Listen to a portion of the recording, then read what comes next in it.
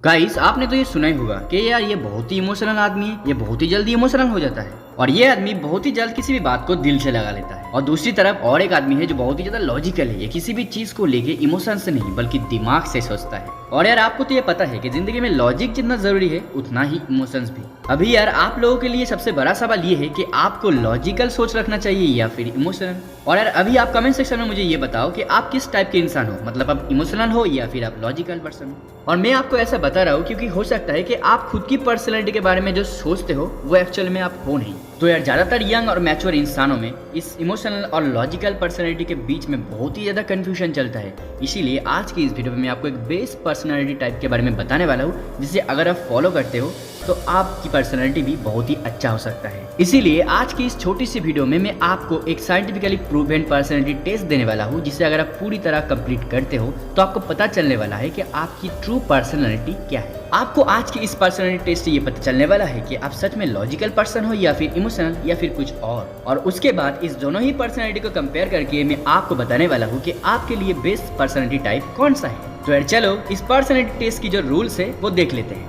तो यार सबसे पहले तो आप बहुत ही लंबा सांस ले लो, क्योंकि आज के इस वीडियो पे आपसे 10 सवाल किए जाएंगे और हर एक सवाल के लिए आपको 2 ऑप्शंस दिए जाएंगे, एक ए और एक बी। और दोनों ही ऑप्शंस में से आपको सिर्फ एक ही ऑप्शन को चूज करना होगा। और सबसे ज्यादा इम्पोर्टेंट, आपने कितनी बार ऑप्शन ए को चूज किया और कितनी बार ऑप्शन बी को, वो आपको नोट डाउन करना है या फिर याद रखना है। क्योंकि यार ये जो टेस्ट होने वाला है इसका रिजल्ट इसके ऊपर बहुत ज्यादा डिपेंड करेगा। और उससे भी ज्यादा इंपॉर्टेंट चीज तो ये है कि हर एक सवाल का आंसर देने के लिए आपके पास सिर्फ 5 सेकंड होगा। इसका मतलब तो आप समझ गए होंगे कि आपको सवाल देखते ही इंस्टेंटली आंसर देना होगा। और मेरा आपसे ये वादा है कि इस पर्सनैलिटी टेस्ट को पूरा करने के बाद आपको आपकी ट्रू पर्सनैलिटी के बारे में बहुत कुछ पता चलने वाला है। तो चलिए सबसे पहला सवाल कर लेते हैं। तो सबसे पहला सवाल ये है कि अगर आपको एक ऐसा घर दिया जाए जिसमें एक बहुत ही फेमस और बहुत ही भयानक मर्डर हुआ है और ये घर आपके लिए एक अच्छा इन्वेस्टमेंट हो सकता है, तो क्या आप एक घर खरीदोगे? ऑप्शन ए है यस और ऑप्शन बी है नो।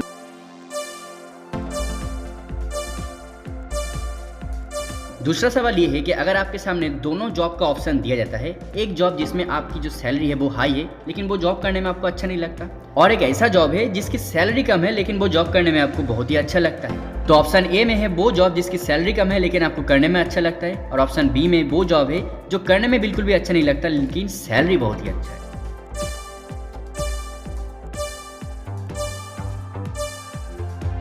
तो आइए तीसरा सवाल करते हैं। क्या आप लव एट फर्स्ट साइट में बिलीव रखते हो?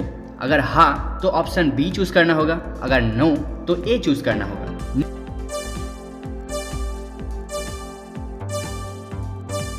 नेक्स्ट सवाल ये है कि रीडिंग और म्यूजिक में से आपको क्या पसंद है? अगर आप रीडिंग पसंद करते हो तो ऑप्शन ए चूज करना, अगर म्यूजिक पसंद करते हो तो ऑप्शन बी चूज करना।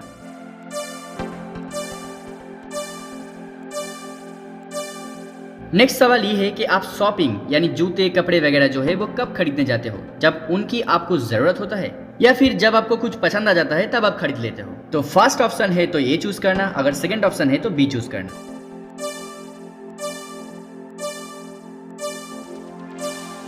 नेक्स्ट सवाल ये है कि आप अपनी लाइफ की प्रॉब्लम का सामना किस तरह से करते हो? ऑप्शन ए में है कि आप शांत रहते हो और सॉल्यूशन ढूंढने की कोशिश करते हो और सॉल्यूशन ढूंढ लेने के बाद आप एक्शन लेते हो, या फिर ऑप्शन बी आप मन बुद्धि होकर बैठे रहते हो और दूसरों से सवाल करते रहते हो।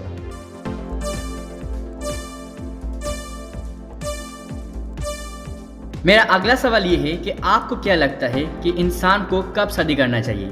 ऑप्शन ए जब वो फाइनेंशियली स्टेबल हो जाए, या फिर ऑप्शन बी जब उसको अपनी लव ऑफ लाइफ मिल जाए, मतलब कि जब उसको अपनी सही लाइफ पार्टनर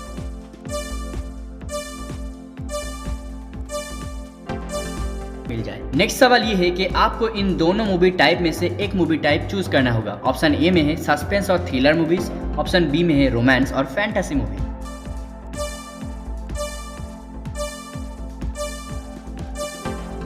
नेक्स्ट सवाल ये है, क्या आप अपनी पॉइंट को राइट प्रूव करने के लिए दूसरों की पॉइंट्स को अवॉइड या फिर इग्नोर करते हो? अगर ना तो ए चूज करना, और अगर ना तो बी चूज करना।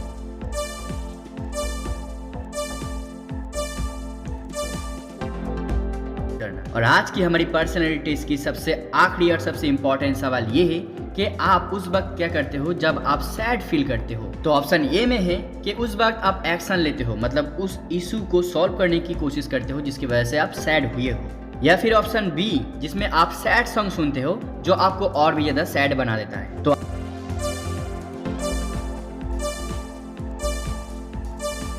आज की हमारी पर्सनैलिटी टेस्ट की जो 10 सवाल थे वो कंप्लीट हुए। तो वक्त आ गया है आज की इस पर्सनैलिटी टेस्ट की फाइनल रिजल्ट जानने की। तो यार according to the percentage of choosing option A and B, आज का रिजल्ट ये बताता है कि अगर आपने इन सारे सवालों में 6 से ज्यादा बार ऑप्शन ए को चूज किया है तो आप एक लॉजिकल पर्सन हो, मतलब बहुत ही लॉजिकल पर्सन हो। इसका मतलब ये है कि आपका सिचुएशन कितना भी बुरा क्यों ना हो, आप दिल से नहीं, आप दिमाग से सोचते हो और आपका इमोशंस आपकी लॉजिकल सोच के ऊपर कोई भी इफेक्ट नहीं फेंक पाता। और आपके दोस्त आपके बारे में ये कहता है कि आप एक बहुत ही इनसेंसिटिव, रूड और कोल्ड हार्टेड इंसान हो, लेकिन यार आप अपनी पावरफुल लॉजिकल थिंकिंग से सभी प्रॉब्लम्स का सॉल्यूशन ठीक निकाल लेते हो और आपकी यही लॉजिकल थिंकिंग आपकी सबसे बड़ा वेपन है। और आज के इन 10 सवालों में से अगर आपने 6 से ज्यादा बार बी ऑप्शन को चूज किया है तो आप एक बहुत ही ज्यादा इमोशनल इंसान हो और ऐसे लोग अपनी सभी डिसीजंस इमोशंस के बेसिस पे लेते हैं। और ऐसे लोगों की प्लस पॉइंट तो ये है कि ऐसे लोग बहुत ज्यादा केयरिंग और ट्रस्टवर्थी होते हैं। और इन लोगों की सबसे ज्यादा नेगेटिव पॉइंट ये है कि दूसरे लोग इन लोगों को बहुत ही आसानी से यूज कर सकता है और फायदा उठा सकता है। ऐसे लोग अगर किसी से प्यार करता है तो वो बड़ी शिद्दत से करता है। इनके डिसीजंस कभी कभार तो इलॉजिकल और इरेशनल लग सकता है, लेकिन यही इनका काम करने का तरीका होता है। ऐसे लोगों की डिसीजंस इमोशंस के ऊपर डिपेंड करता है, इसी वजह से प्रॉब्लम्स के वक्त बहुत ही जल्द ये लोग सॉल्यूशन नहीं निकाल पाते। इसी वजह से ये लोग बहुत ही जल्द पैनिक भी हो जाते हैं और ये चीज लॉन्ग टर्म में इनके ऊपर बहुत ही ज्यादा इफेक्ट करता है। लेकिन यार इन 10 सवालों में से अगर आप वो इंसान हो जिसने इक्वली ए और बी को चूज किया है तो आप एक बहुत ही रेयर और बहुत ही कमाल के एक कैरेक्टर या फिर पर्सनैलिटी के मालिक हो। तो चलिए जानते हैं कि आपको इमोशनल या फिर लॉजिकल दोनों में से क्या होना चाहिए। तो बात यह है कि अगर आप एक बेस्ट पर्सनालिटी वाला इंसान बनना चाहते हो तो आपको लॉजिक और इमोशन के बीच में एक बहुत ही खूबसूरत बैलेंस बना के रखना होगा, क्योंकि after all we all are humans और हमारे लाइफ में अप एंड डाउन्स तो होते रहेंगे। इसीलिए हर बार लॉजिकल होना बिल्कुल सही नहीं होता। दुनिया में कुछ ऐसे चीज है जहाँ पे आपको आपकी दिमाग यूज करना चाहिए और कुछ ऐसे भी चीज है जिसमें आपको आपकी दिल यूज करना चाहिए। अगर आप एक लॉजिकल पर्सन हो तो आपको ये याद रखना होगा कि हम इंसान हैं, रोबोट नहीं। हमको हर एक इमोशंस की रिस्पेक्ट देना सीखना होगा। जो इंसान लॉजिकल होते हैं वो बहुत ही कोल्ड हार्टेड हो जाते हैं और वो अपने आसपास के इंसानों की इमोशंस को नहीं समझ पाते। इसके वजह से भी उनकी लाइफ में बहुत सारे प्रॉब्लम्स क्रिएट हो सकते हैं। और दूसरी तरफ सिर्फ अपनी इमोशंस की भावनाओं में बहकर लाइफ की बड़े बड़े डिसीजंस लेना भी अच्छा नहीं होता। इसीलिए यार हमेशा अपनी लाइफ में इमोशन और लॉजिक की एक बहुत ही खूबसूरत बैलेंस बना के रखना चाहिए, ताकि लॉजिक की मदद से आप अपनी लाइफ को एक सही डायरेक्शन दे सको और अपनी सही इमोशंस का यूज करके आप अपनी लाइफ में हैप्पी हो सको। ये दोनों ही चीज हमारे लिए बहुत ही ज्यादा इंपॉर्टेंट है।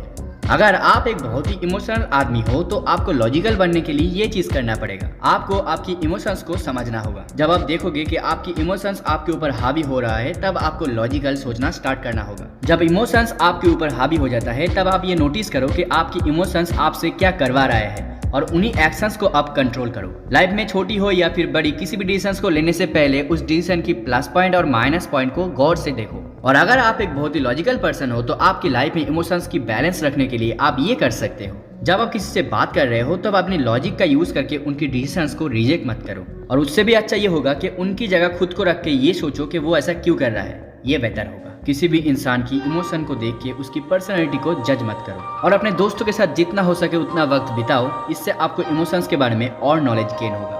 तो यार आज की इस वीडियो में बस इतना ही। वीडियो अगर आपको पसंद आया है तो एक लाइक कर देना, अपने दोस्तों के साथ जरूर शेयर करना और अभी तक आपने इस चैनल को सब्सक्राइब नहीं किया है तो यार ऐसे ही वीडियोस पाने के लिए इस चैनल को जरूर सब्सक्राइब कर देना। तो यार मिलते हैं नेक्स्ट वीडियो में, तब तक के लिए have a good day, take care.